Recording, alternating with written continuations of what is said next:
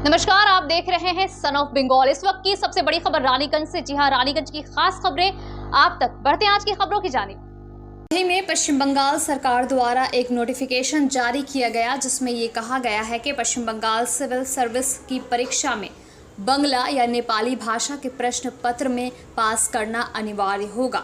ये 300 अंकों का प्रश्न पत्र होगा। पहले पश्चिम बंगाल सिविल सर्विस की परीक्षा में बंगला के साथ साथ हिंदी, उर्दू, नेपाली भाषा में भी विद्यार्थी परीक्षा दे पाते थे, लेकिन नए नोटिफिकेशन से हिंदी और उर्दू को हटा दिया गया है। इसके रानीगंज के अंजुमन इमदादे बाहिमी कार्यालय में अंजुमन इमदादे बाहिमी तथा कारवाए अदब नामक संस्थाओं की तरफ से और एक संवाददाता सम्मेलन किया गया। इस बारे में पत्रकारों को जानकारी देते हुए सेवानिवृत्त शिक्षक मुबारक अली मुबारकी ने बताया कि पश्चिम बंगाल सिविल सर्विस की परीक्षा में जिस तरह से हिंदी और उर्दू भाषा को हटा दिया गया है, इससे इन दो भाषा के विद्यार्थियों को काफ़ी परेशानी होगी। इसके लिए उन्होंने मुख्यमंत्री ममता बनर्जी से अनुरोध किया कि वो अपने फैसले पर पुनर्विचार करें और कम से कम 6 सालों के लिए इस फैसले को स्थगित रखें। उन्होंने कहा कि आज की तारीख में किसी भी हिंदी या उर्दू माध्यम स्कूल में बंगला अनिवार्य नहीं है। इस वजह से हिंदी और उर्दू भाषी बच्चे बंगला का अध्ययन नहीं कर पाते। ऐसे में अगर पश्चिम बंगाल सिविल सर्विस की परीक्षा में अचानक उनको बंगला प्रश्न पत्र, वो भी 300 अंकों का, उसे पास करने के लिए कहा जाए तो वो असफल ही होंगे। इसीलिए उन्होंने कहा कि इस बारे में एक पत्र मुख्यमंत्री ममता बनर्जी को लिखा गया है जिसमें उनसे अनुरोध किया गया है कि विभिन्न हिंदी और उर्दू माध्यम स्कूलों में बंगला को कक्षा 5 से लेकर कक्षा 10 तक अनिवार्य किया जाए, जिससे कि हिंदी और उर्दू भाषी बच्चे बंगला सीख सके। तब 6 साल के बाद राज्य सरकार अपने फैसले को लागू कर सकती है। तब तक जैसा चल रहा है वैसा ही चलने दिया जाए। उन्होंने कहा कि वो लोग शांतिपूर्ण तरीके से आवेदन निवेदन करके ही अपनी बात मुख्यमंत्री तक रख सकते हैं और उनको पूरा भरोसा है कि मुख्यमंत्री ममता बनर्जी अपने नाम के अनुरूप ममता दिखाएंगी और इस फैसले को सालों के लिए स्थगित रखेंगे। इस मौके पर मुबारक अली मुबारकी के अलावा डॉक्टर साबरा खातून हिना, डॉक्टर मोहम्मद शमशेर आलम, अधिवक्ता कलीम खान, सेवानिवृत्त शिक्षक फिरोज खान, शिक्षक अबू हैदर, शहनवाज हुसैन आदि उपस्थित थे। रानीगंज की 2 तंजीमें हैं, एक है अंजुमन इमदादे बाहिमी और दूसरा कारवाने अदब। ये दोनों ऑर्गेनाइजेशंस ने मिलकर एक प्रोग्राम लिया है WBCS एग्ज़ाम के सिलसिले में। हुआ यह है कि 15 मार्च 2023 को गवर्नमेंट ऑफ वेस्ट बंगाल का एक गैजेट नोटिफिकेशन हुआ है, जिसके ज़रिए हम लोगों को ये पता चला है कि WBCS एग्ज़ाम में जो पहले इंग्लिश के साथ कंपलसरी लैंग्वेज में उर्दू, हिंदी, बंगला, नेपाली और संथाली 5 में से हम लोग कोई भी एक लैंग्वेज चूज़ कर सकते थे, लेकिन ये 15 मार्च के नोटिफिकेशन के मुताबिक अमेंडमेंट करके सिर्फ 2 ज़ुबान को रखा गया है, 2 लैंग्वेज को, बंगला और नेपाली, जिसमें से आप चॉइस कर सकते हैं। और इसमें जो क्वालिफाइंग मार्क्स रखा गया है 30% वो लाना ही पड़ेगा। और जो बच्चा यानी जो कैंडिडेट ये क्वालिफाई नहीं करेगा बंगाली में या नेपाली में, उसके बाकी पेपर की जांच नहीं होगी, चेक नहीं किया जाएगा। प्रॉब्लम यहाँ ये खड़ा हो रहा है कि जो उर्दू मीडियम या हिंदी मीडियम के बच्चे हैं स्कूल के, वो उर्दू और हिंदी मीडियम स्कूलों में बंगला कंपलसरी बंगाल में नहीं है। तो हम लोग के बच्चे मीडियम उनका हिंदी या उर्दू है, फर्स्ट लैंग्वेज उर्दू या हिंदी है, सेकेंड लैंग्वेज इंग्लिश है, वहाँ कोई प्रॉब्लम नहीं है। लेकिन बंगला जिसने 10 साल पढ़ा नहीं, 11-12 में भी नहीं पढ़ा, ग्रेजुएशन में भी नहीं पढ़ा, अचानक जब उसको कहा जा रहा है कि बंगला के पेपर में आपको क्वालिफाई करना होगा और पेपर भी है 300 नंबर का, जिसमें प्रेसी writing, essay writing, paragraph writing, report writing, translation और उसके अलावा जाहिर बात है 300 नंबर का पेपर है तो ग्रामर कंपोजिशन भी होगा। तो जिसने कभी बंगला नहीं पढ़ी है, अचानक उसके ऊपर इतना वज़न डाल दिया जाएगा तो वो तो फेल होना ही है। तो नतीजा ये होगा कि हमारे जो उर्दू और हिंदी मीडियम के जो बच्चे हैं, ये लोग WBCS में कभी पास नहीं कर सकेंगे।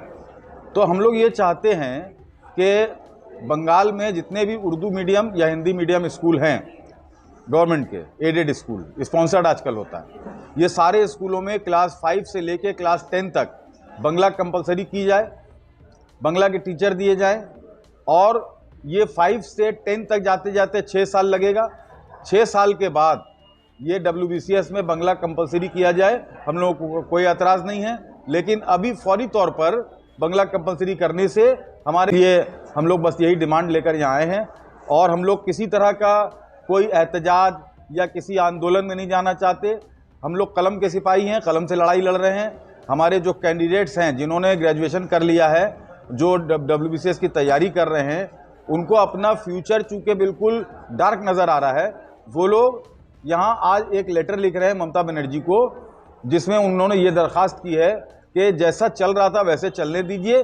6 साल के बाद जब स्कूलों में बांग्ला कंपलसरी हो जाएगी, उसके बाद आप बांग्ला को कंपलसरी WBCS में कर दीजिए। ये वेस्ट बंगाल स्टेट गवर्नमेंट जो है, क्योंकि ये WBCS है वेस्ट बंगाल सिविल सर्विस, तो इसको देखता है West Bengal public service commission, और ये आता है होम मिनिस्ट्री के होम पार्ट डिपार्टमेंट के अंडर में, पर्सनल एंड एडमिनिस्ट्रेटिव रिफॉर्म्स,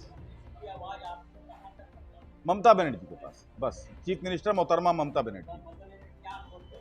हम लोग ये कह रहे हैं कि हम लोग का जैसा उर्दू हिंदी थी उसको वैसे ही रखा जाए, और हम लोग उसके बाद में फिर अलग से हम लोग बोलेंगे कि आप उर्दू स्कूलों में, हिंदी स्कूलों में बांग्ला कंपलसरी कर दीजिए क्लास 5 से।